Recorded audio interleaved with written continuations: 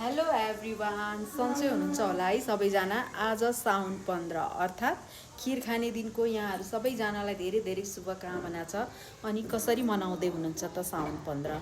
म चाहिँ यहाँ आएको छु सानीमाको घरमा साउन 15 मनाउनलाई होइन।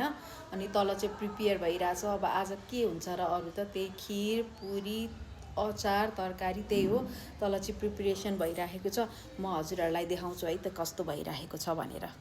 यहाँ छ केरा, आलु, पिठो, पुरी पकाउने पिठो। यो हाम्रो स्पेसल खिर,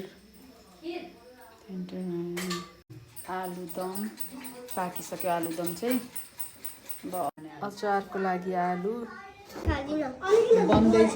पुरीको रेडी। आज चाहिँ यहाँ सानीमाको बर्थडे पनि हो अरे। ह्याप्पी बर्थडे, ह्याप्पी बर्थडे भनिदिनु सबैजनाले ल। यहाँ अचार चाहिँ रेडी भइसक्यो। अघि आलु काटेको मात्र थियो। पुरी पनि मस्तसँग पाकिसक्यो। यहाँ आन्टी हो। हेलो भन्नु आन्टी।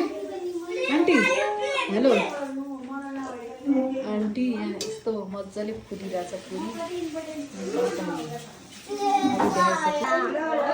भएर यस्तो अवस्थामा हुनुहुन्छ।